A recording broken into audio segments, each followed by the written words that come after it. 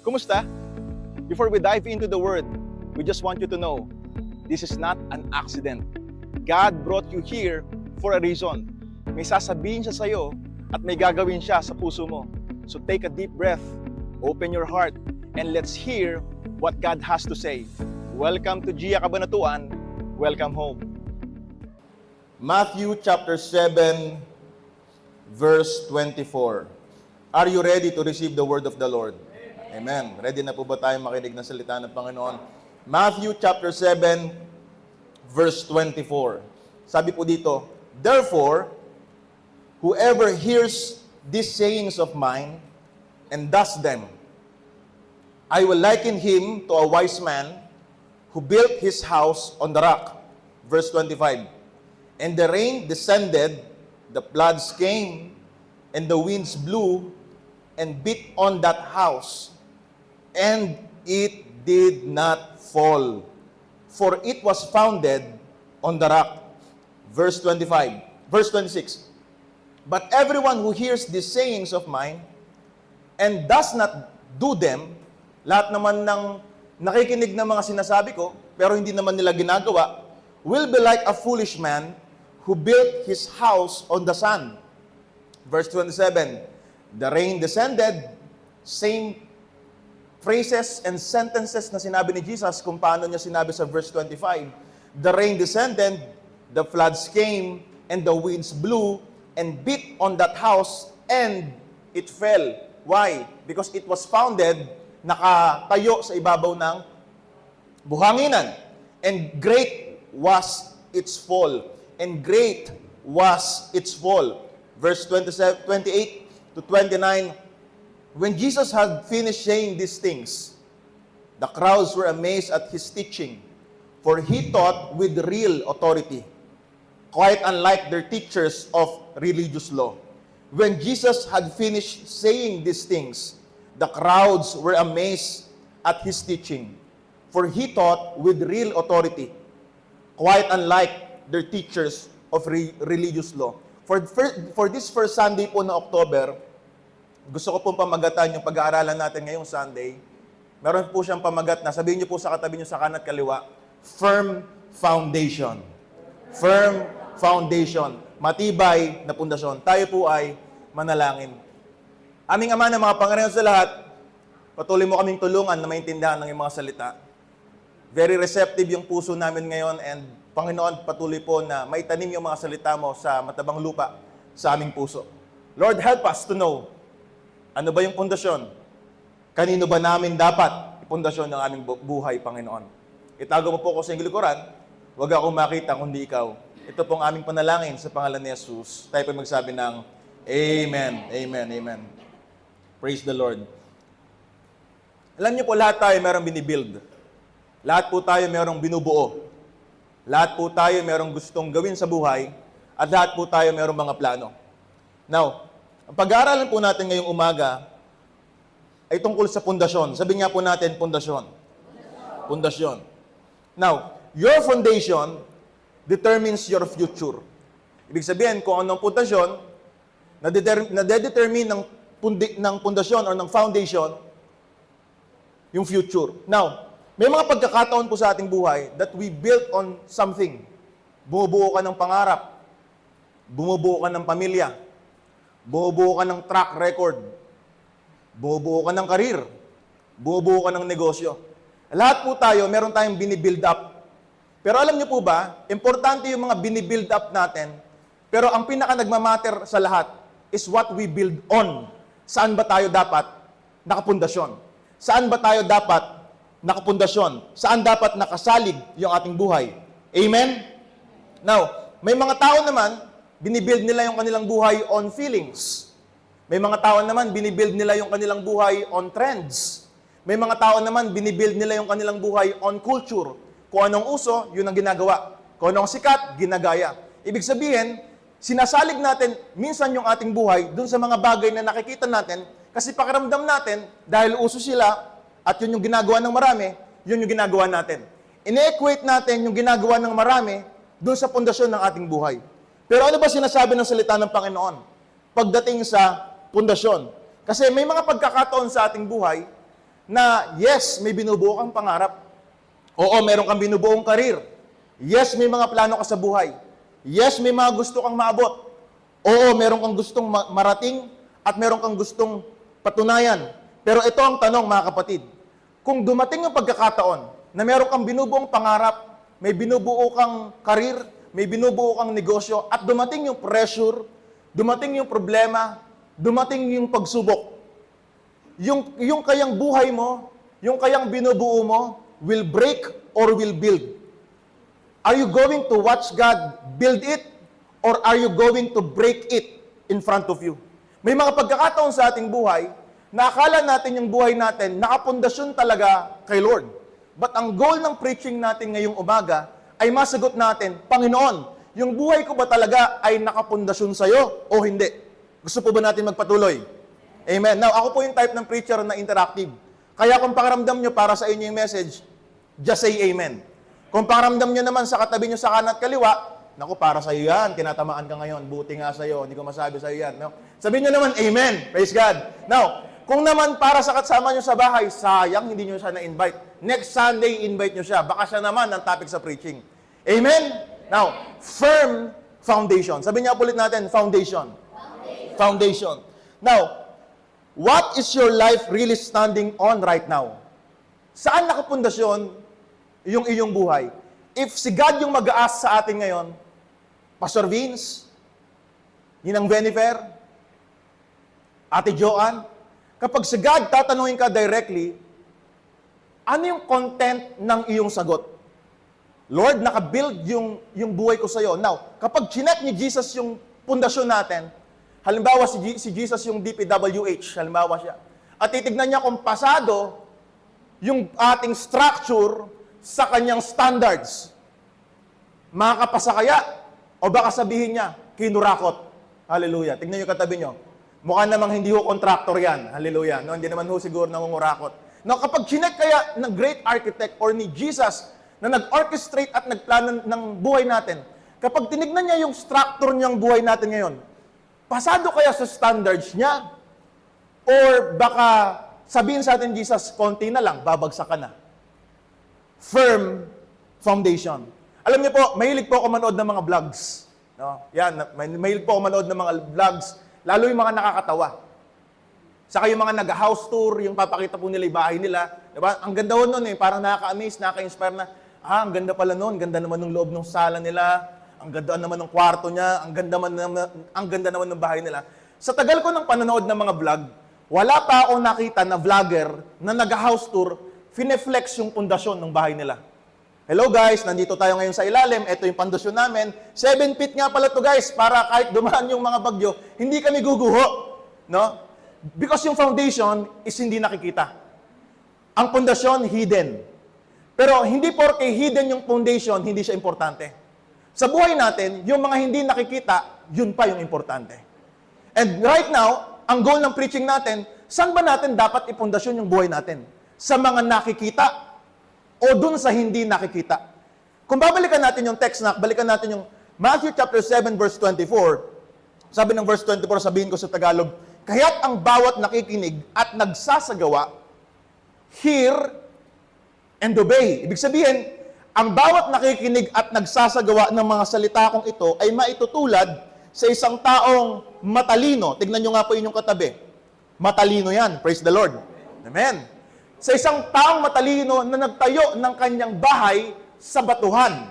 Dumaan ng bagyo, dumaan ng hangin, pero nakatayo pa rin yung bahay. Sabi ni Jesus, ang lahat ng nakikinig at nagsasagawa, matalino. Ang lahat ng nakikinig pero hindi naman nagsasagawa, foolish, mangmang. Now, ano ba yung konteksto ng Matthew chapter 7? If you're a Bible reader, and I suggest na kayo po ay magsimula ng inyong habit and journey sa pagbabasa ng salita ng Panginoon ngayon, ang konteksto po ng Matthew 7, bakit po binanggit yung verse 24, yung binasa po natin kanina, si Jesus po, parte po yung Matthew 7 sa tinatawag nating Sermon of the Mount. Now, in early times, nung si Jesus ay nagdi-disciple ng kanyang mga alagad, meron siya mga early teachings. Ang tawag niya sa theology ay foundational teachings. Tinuro ni Jesus sa Matthew 5 yung Beatitudes. Blessed are those, pinagpala Blessed are those who are poor in spirit. Tinuro doon yung humility. Tinuro doon yung peacemaking. Pagdating ng chapter 5 din, tinuro dyan yung kingdom living, how to love your enemies, don't murder with your heart, don't lust, keep your word, and give to the needy. Pagdating ng chapter 6, inayos naman yung puso. Ang sinabi ng Panginoong Jesus diyan, well, in fact, sabi ng Matthew 6:33, yan yung bottom line diyan, seek ye first the kingdom of God and His righteousness, and all these things shall be added unto you. Pagdating ng Matthew 7, tinuruan niya naman yung mga disciples. Ito, hindi po ito nangyari hindi po siya nangyari ng parte-parte. Buong sermon po ito. Ibig sabihin, nagsasalita si Jesus mula Matthew 5 hanggang Matthew 7. Then sabi doon sa Matthew 7, tinuro dyan yung don't judge, ask, seek, knock, enter through a narrow gate. Tapos, bago yung binasa po natin kanina, watch for false prophets. Bantayan ninyo yung mga bulaang propeta. Now, kaya pagdating ng Matthew 7:24, sabi ni Jesus, kaya't ang bawat nakikinig na mga sinabi ko mula nung chapter 5 up until now, ay maitutulad dun sa isang tao na nagtayo ng bahay sa batuhan. Nakukuha po man natin mga kapatid. Ibig sabihin ng konteksto ng Matthew 7:24, kasi si Jesus ay nagkaroon na ng series ng teachings mula pa sa Matthew 5, Matthew 6, then pagdating ng Matthew 7, ito yung parang kanyang ending statement. Now, kung nakikinig na kayo sa akin for a while, sabi ni Jesus, kaya't ang nakikinig ng aking mga salita at magsasagawa nito. Ibig sabihin, mahalaga yung hearing, pero baliwala yung hearing kapag walang doing. Ibig sabihin, mahalaga na nakikinig ka ng salita ng Panginoon, pero pag wala yung application, baliwala po yan. Nakuha natin mga kapatid. Ibig sabihin, hindi siya hearing or obeying. Hindi siya hearing/obeying. Hear and obey. Magkasama po siya. Amen. Ibig sabihin, in essence, baliwala yung ating pag-attend dito kung nakinig ka at na-bless ka sa preaching. Wow, grabe yung preaching talaga every Sunday. Nakaka-move ng spiritual na pananampalataya. Nagkakaroon ako ng pag-asa. Mas lalo kong kumakapit sa Panginoon. Mas lalo ko siyang nakikita. Baliwala yon. Maganda na nakikinig ka, pero maganda rin na merong doing. Nakuha pa natin mga kapatid. Hindi rin naman dapat puro doing. Kasi baka mamaya meron kang ginagawa, hindi naman sinabi ng Panginoon. Kaya mahalaga, nakikinig ka at ginagawa mo yon. Amen. Sa mo siyang katabi, parang papunta na sa yung preaching. Parang papunta na sa iyo. Hear and obey. Palakpakan po natin ng Panginoon. Hear and obey. Amen. Now, alam mo ibig sabihin ng pundasyon? Nagtanong ako kanina sa mga nag-aaral ng engineering dito, may engineering kasi mga dito, sa mga nag-architect. Sabi ko, ang tanong ko lang, isa ba yung pundasyon sa pinaka-importante na parte ng isang structure? Sabi nung isang nag-aral ng engineering, yes kuya, isa siya sa pinaka-importante.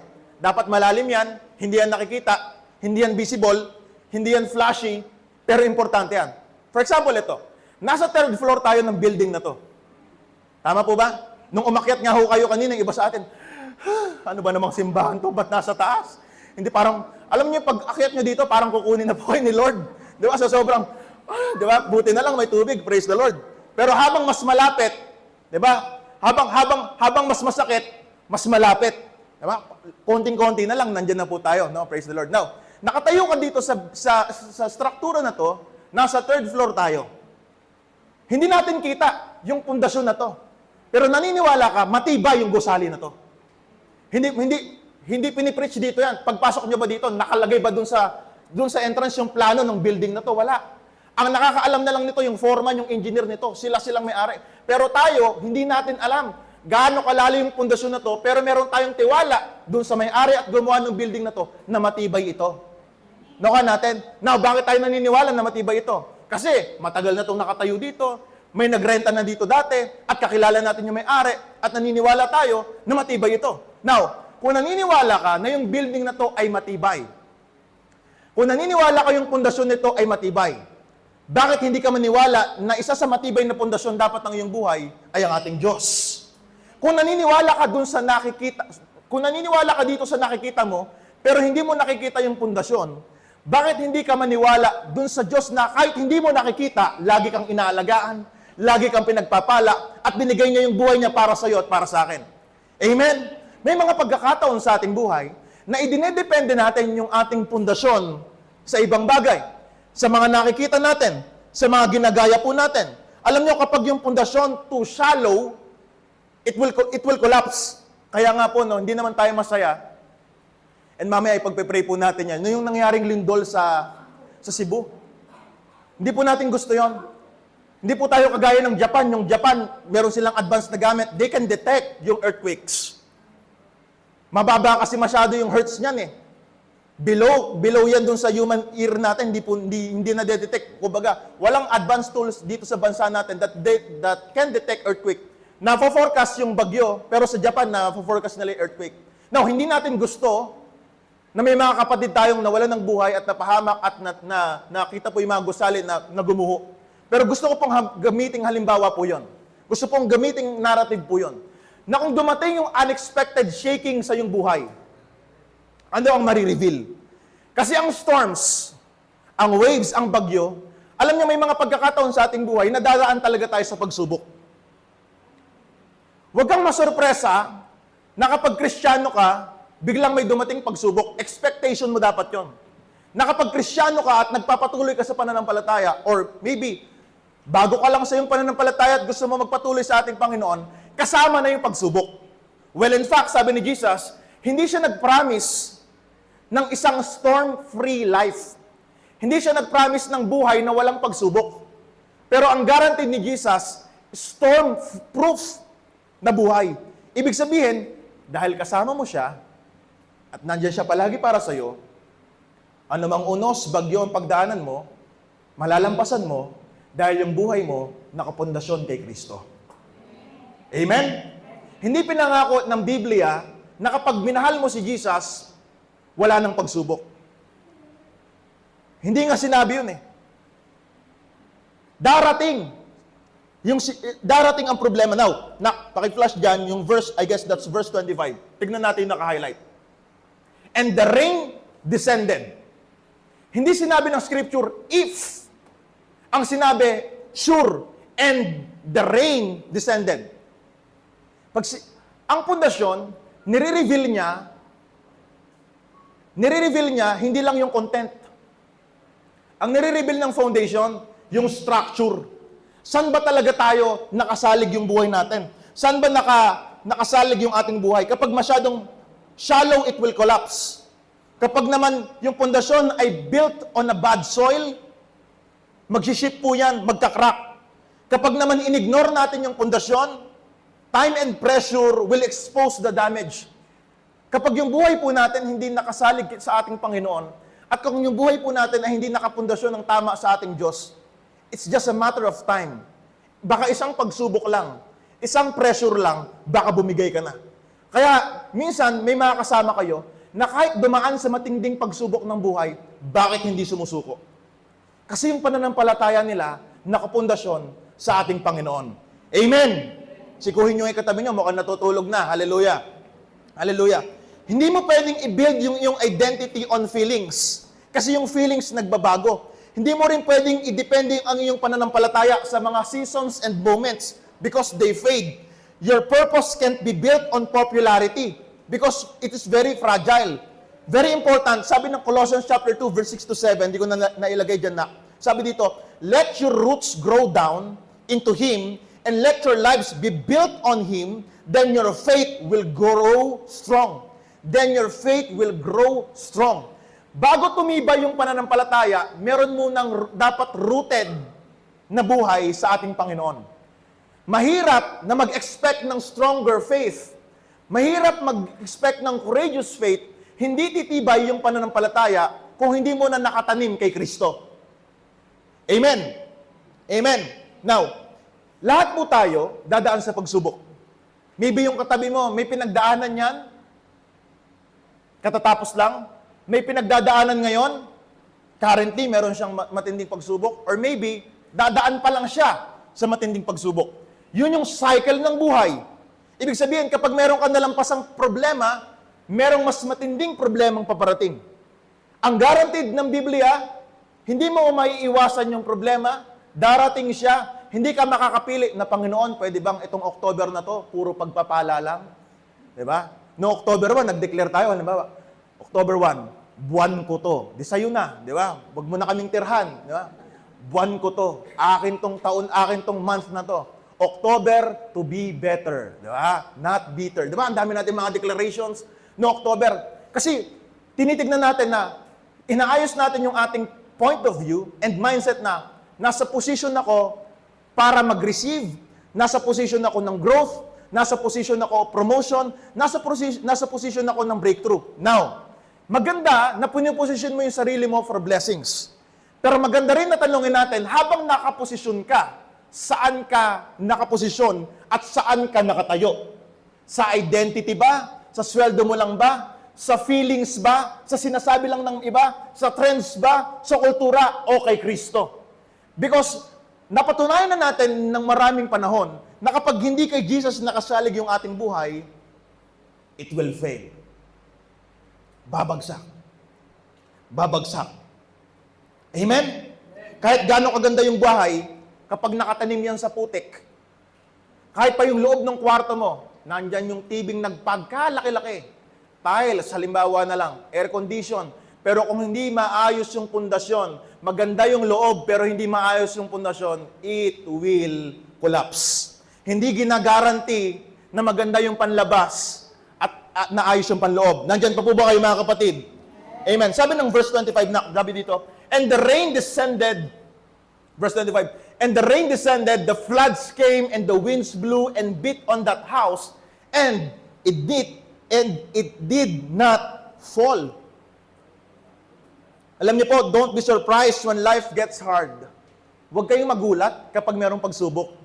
Na para bang, hindi ko ina-expect to. Yes, may mga unexpected moments, unforeseen events. May mga pagkakataon sa iyong buhay na dadating yung mga pagsubok, mga bagay na hindi mo naman in-expect, mga bagay na hindi mo nakita, mga pangyayari na hindi mo inaasahan, darating po talaga yon. Pero alam niyo po sa buhay Kristiyano, don't be surprised when life gets hard. Alam niyo si Jesus, hindi siya nag-promise ng storm-free life. Ang pinramis ni Jesus again is a storm-proof life. Na kapag meron kang pananampalataya sa Panginoon, meron kang problema, pero sa gitna ng problema, kasama mo ang Diyos. Amen? Kasama mo ang ating Panginoon. Now, to illustrate that further, may mga tao dito, maybe naka-receive ng diagnosis, medical result, medical report na hindi nila in-expect. Maybe meron dito nakaranas betrayal from someone else. Somebody they trust. Maybe meron po dito nakaranas ng financial difficulty, financial collapse. Maybe may nakaranas naman dito, maybe you have a loved one na bigla na lang kinuha ng Panginoon. I don't know yung storm na pinagdadaanan mo ngayon. Anong problema sa pera, pamilya, o pangarap yung pinagdadaanan mo ngayon. Pero gusto kong sabihin sa iyo, yung pong wise, yung matalino, at yung foolish, parehas na nagtayo ng bahay, parehas na nakaranas ng winds, ng rain, parehas na nakaranas ng bagyo, parehas na binit, parehas na nagkaranas ng baha, parehas sila nakaranas ng pagsubok, parehas sila nakaranas ng problema, pero anong pinagkaiba nila? Pundasyon. Nandyan po ba kayo mga kapatid? Parehas na nakaranas ng pagsubok, parehas na nakaranas ng baha, parehas na nakaranas ng matinding ulan, pero anong pinagkaiba? Pundasyon, foundation. Ibig sabihin mga kapatid, very important na maintindihan po natin, hindi ine-expose ng storm yung lakas mo. Hindi ine-expose ng storm yung strength natin. Ang ine-expose ng storm ay yung ating structure. Sabihin nga po natin, structure.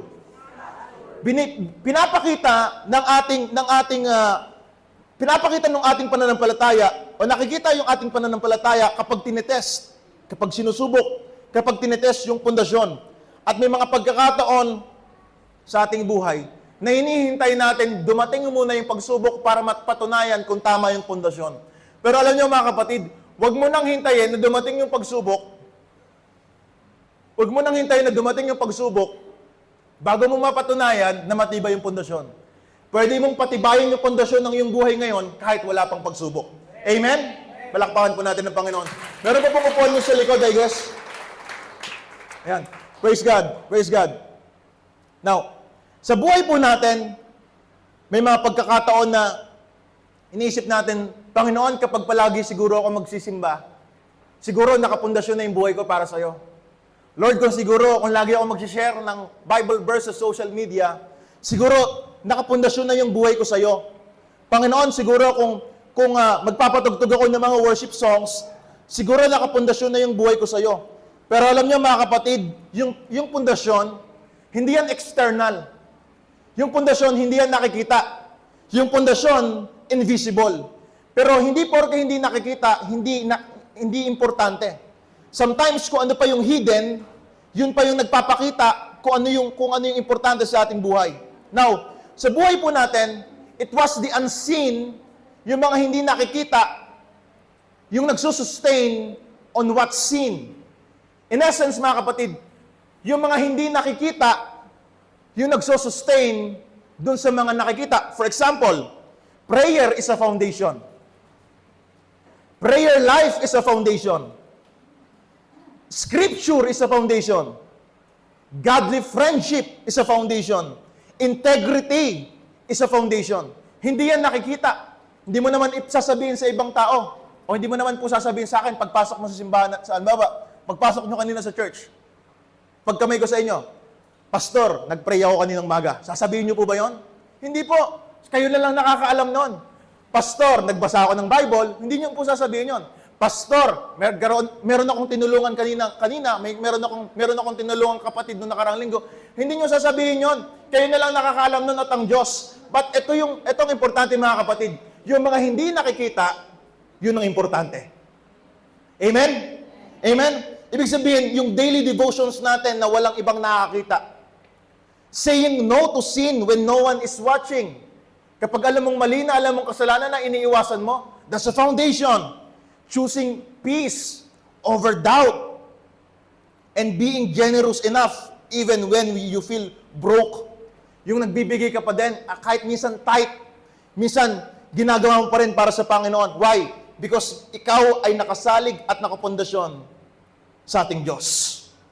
Amen? Now, nung si Jesus ay nagtuturo na sa kanyang mga disciples, etong mga disciples, na-amaze sila the way kung paano magturo si Jesus. Sabi ng Scripture, si Jesus ay nagturo with real authority. Ikinumpara pa, sabi ni Matthew, mas may authority magturo si Jesus kesa dun sa mga teachers of religious law. In essence, may mga pagkakataon sa ating buhay na gusto nating malapit tayo sa ating Diyos. Gusto natin nasa loob tayo ng simbahan. Gusto natin pinagpapala tayo ng Panginoon. At gusto natin iniingatan tayo ng Diyos. Pero may mga pagkakataon sa ating buhay, we admire God, pinopost natin si God, uma-attend tayo sa simbahan, but we never build our life in Jesus. Hindi natin ipinundasyon yung buhay natin sa ating Panginoon. Anong sabi niya? Next slide. Verse 24. Anyone who listens to my teaching and follows it is wise like a person who builds a house on a solid rock. Ibig sabihin, kung ikaw ay seryoso sa iyong buhay ng pananampalataya, I want to encourage you, kapatid, na wag mo lang basta pakinggan yung salita ng Diyos. Wag mo lang i-admire yung salita ng Panginoon. Wag mo lang i-post yung salita ng Diyos. Wag ka lang basta umattend dito sa church. I-build mo yung iyong buhay sa salita ng Panginoon. Amen? Alam niyo po, for example, yung martilyo, hammer. Di ba yung martilyo, ginagamit din po yan panggawa ng bahay, pangpokpok. Hindi po pangpokpok ng ulong matigas. Mamaya pag-uwi nyo, sabi sa preaching kanina, okay lang to eh. Pinokpok nyo pong gano'n, nagkasala pa kayo. Baka maulong pa kayo. Now, yung martilyo, pwede siyang pangbuo ng bahay. Yung martilyo, pwede rin pangwasak ng bahay. Depende sa motibo, depende sa gamit. Ganon din yung Biblia. Pwede itong pangbuo ng buhay. At mabubuo yung buhay mo, magkakaroon to ng epekto sa'yo. Paano? Kapag sinunod natin. Minsan may mga nagtatanong sa akin, Pastor, nagbabasa man ako ng Biblia, pero bakit parang walang epekto? In-apply mo ba? Come on now. Pastor, meron kang 30 days Bible reading plan, ginagawa ko naman yon. Binabasa ko yon. Ang question ay hindi gaano karami yung binasa mo. Ang question ay in-apply mo ba? May nagpayabangan tatlong bata. Sabi ng isang bata, sabi ng bata letter A, alam mo wala yan sa lolo ko, Lolo Teddy. Bakit? Kasi si Lolo Teddy, tinranslate niya yung Biblia sa wikang Hapon, wikang Chinese, at wikang Espanyol. Yung isang bata naman, si Bata B, wala yan. Wala yan sa Lolo Janjan ko. Translate niya yung Bible, hindi lang sa Japanese, Chinese, saka Spanish. Tinranslate niya sa 5 pang magkakaibang lengguwahe. Naku, merong bata, letter C, ayaw magpatalo, pikon na pikon. Kasi di pwede dito na mas magaling yung lolo nila. Tinranslate ng Lolo Ted sa ni Lolo Janjan yung Biblia sa ibang lengguwahe. Sabi ng isang bata, ni bata letter C, no? Wala yan sa Lolo 1 ko. Bakit? Kasi yung lolo ko, yung Biblia, isinalin niya sa buhay niya. Alam niyo, best translation ng Bible, alam niyo, marami nagtatanong sa akin kapag bago pa lang na Kristiyano, Pastor, ano yung Bible o translation or version na maganda basahin? Ako po, lagi ko sinasabi, kahit anong version na komportable kang basahin, kay Bisaya pa yan, kay Ilocano pa yan, kay Hebrew o Greek, kung naiintindihan mo, sige lang. Ang pinaka-importante, hindi kung ano yung mababasa mo, saan ka komportable magbasa. Ako, personal na binabasa ko, New King James, saka po Tagalog. Pagka-preaching naman, New Living Translation, saka NIV. Now, kahit anong translation, anong version pwede mong basahin, basta ang pinaka-importante, i-a-apply mo yung binasa mo. Amen? Kasi marami dito, sinasabi nila, siguro kung makaka-4 na chapter ako, mas magiging malapit ako sa Panginoon. Alam mo, yung 4 na chapter, maganda na nabasa mo yon. Pero kung yung 4 na chapter, pag after mo magbasa ng Bible, masungit ka pa rin, kuripot ka pa rin, naninigaw ka pa rin, kahit naka-4 kang chapter, para kang hindi wise, para kang si foolish, na nagbasa nga, pero hindi naman ginawa. Come on now, firm foundation. Amen? Kaya sabi ni Jesus, everyone who hears lahat ng mga sinabi ko since chapter 5 hanggang ngayon, kung nakikinig ka, ganito gawin mo. Huwag mo lang basta pakinggan. Dapat gawin natin. Nakawa natin mga kapatid. Ibig sabihin, yung foundation, invisible siya. Pinundasyon ni Jesus yung kanyang mga disciples doon sa mga teachings mula chapter 5 hanggang chapter 7. Then, ang conclusion ni Jesus, bago siya magpatuloy, bago niya i-send out yung mga disciples, ganito, marami kayo narinig sa akin. Maybe na-correct kayo, na-encourage kayo, na-motivate kayo, pero ito pinaka-importante. Hindi yan sa dami ng napakinggan nyo. Ang pinaka-importante, marami kayong napakinggan, ano yung dapat nyong i-apply. Amen? Amen? Now, anong parte ng salita ng Panginoon yung ina-ignore mo ngayon?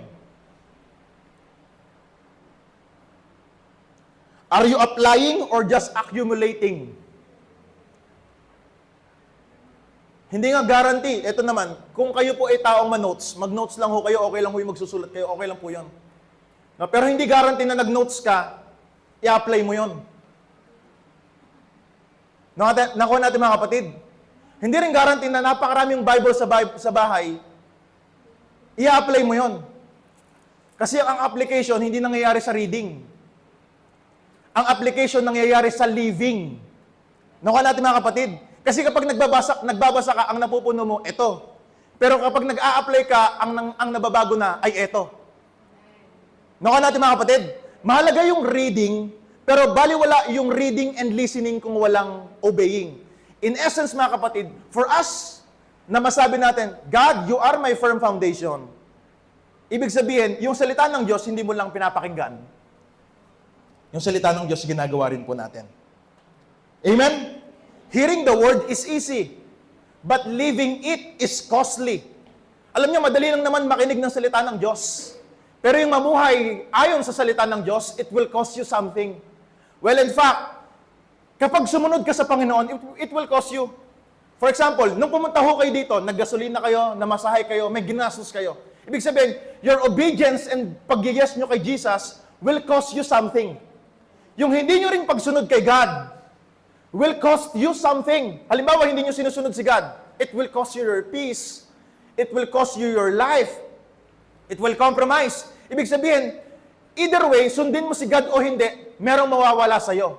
Ang tanong, anong pay yung pwede mong pagbayaran? Anong cost yung gusto mong pagbayaran?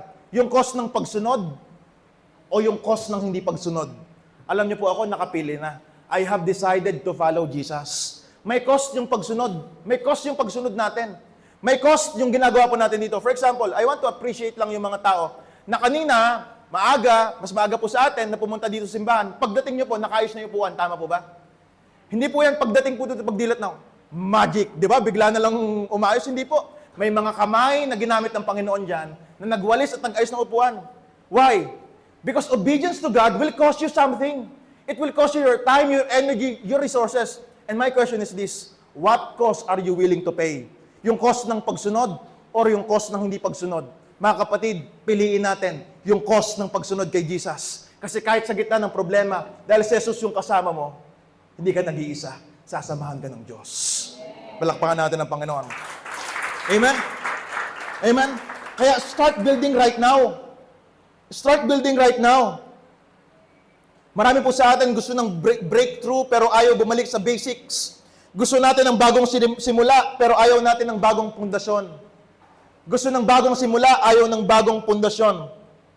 Alam niyo po, huwag mong hintayin na dumating muna yung winds and waves para makita yung structure at yung pundasyon ng iyong buhay. Spend time in the Word daily. Sa salita ng Panginoon, magbasa tayo ng salita ng Diyos. After this preaching, after this Sunday worship experience,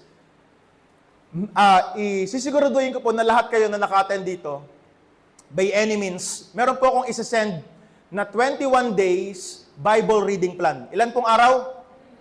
Ilan pong araw? 21. Yung incognito nga, di ba? Kung nanonood ko sa Netflix, mula January hanggang July, chinaga nyo yun. Di ba? Inip na inip ko kayo pag walang bagong episode.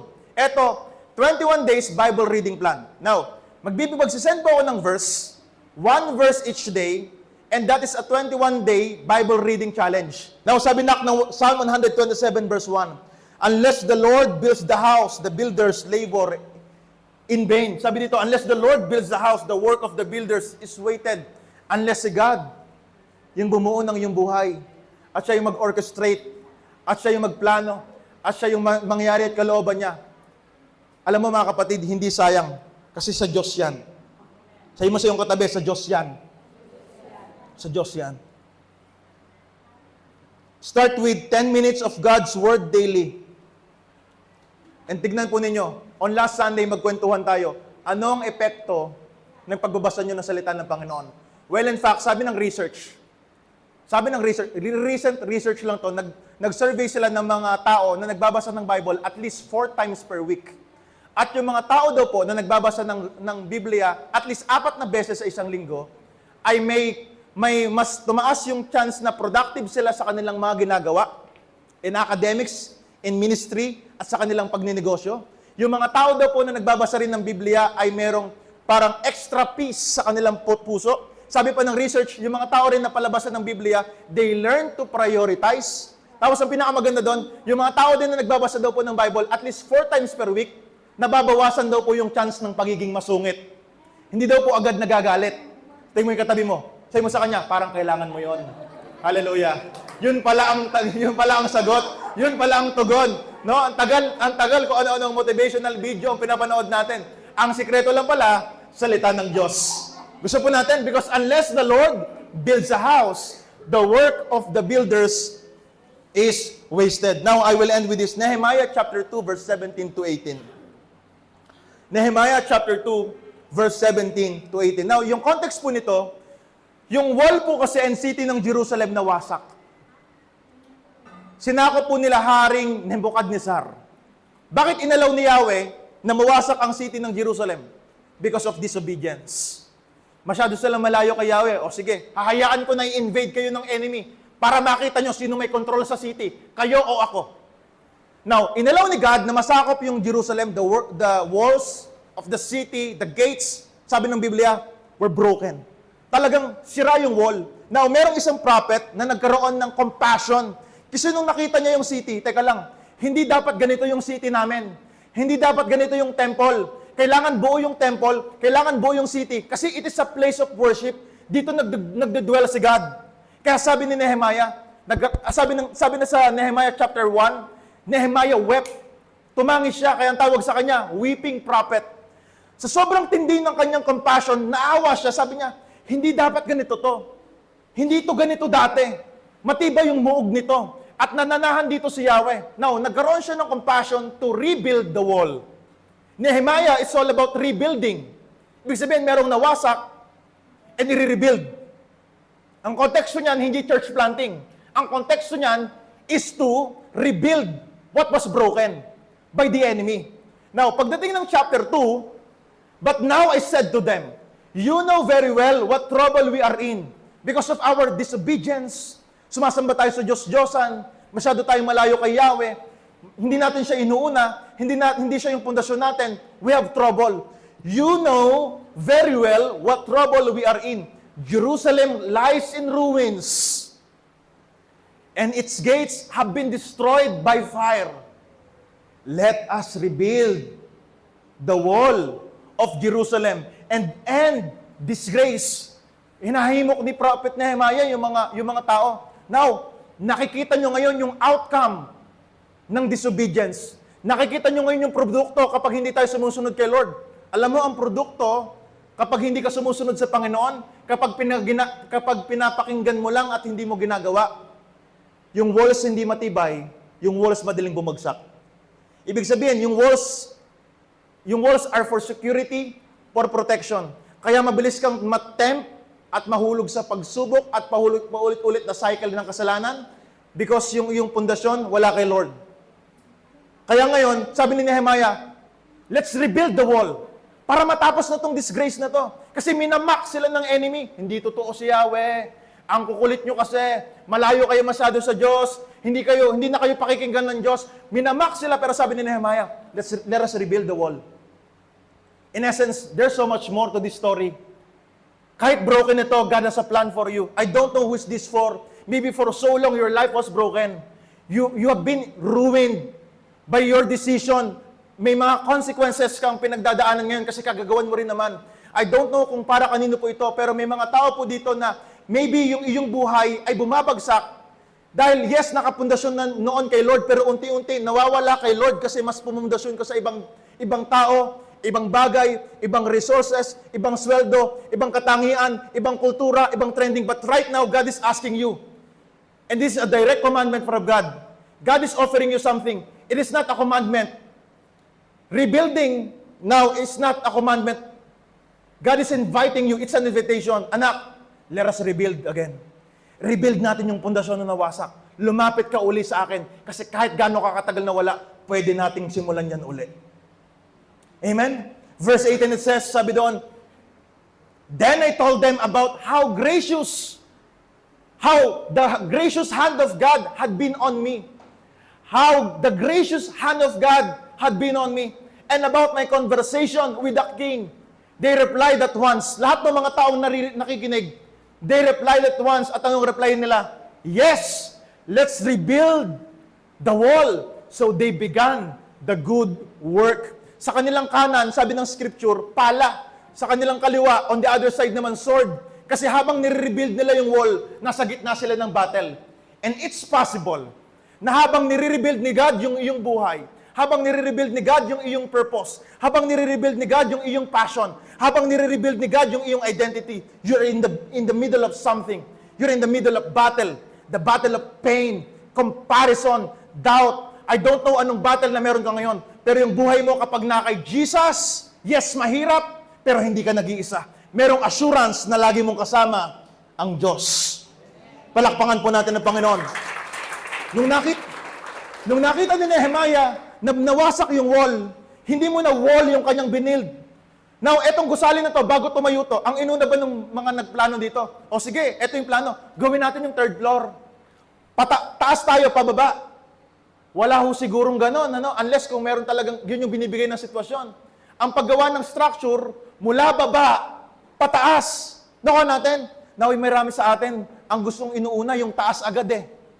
Yung design agad eh, yung nakikita agad eh. Sabi ni God, ayusin natin yung hindi nakikita. Ayusin natin yung prayer life. Ayusin natin yung pagbabasa ng Biblia. Ayusin natin yung consistency sa pag-attend sa mga gawain. Ayusin natin yung iyong pananampalataya. Ayusin natin yung karakter. And I will build the structure. Ayusin natin yung pundasyon. Ako bahala sa outcome. Ang gagawin mo lang, obedience. Amen? Amen? Sabi mo sa iyong katabi, firm foundation. Firm foundation. Maybe you failed before, but God will build that again. Yung pagbibuild, it takes vision to build. But it takes God to rebuild. Maybe binild mo yung buhay mo noon, bumagsak. Try again this time with God. Maybe may mga pagkakataon na bumagsak ka, but right now, you can build deeper than before because kasama mo na ang Diyos ngayon. At kung ngayon po, mga kapatid, maybe for so long you've been building on the wrong ground. Maybe yung storms, shinake na po yun yung pananampalataya. Today is the day, and today is the time to lay your life on the firm foundation.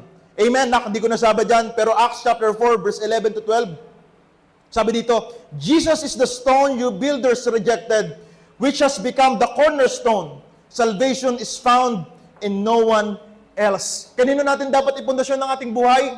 Sa ating Panginoon. Maybe matagal kang nawala, maybe hindi ka consistent, maybe hindi mo ginagawa, pero sinabi ng Panginoon, let us rebuild. That's an invitation.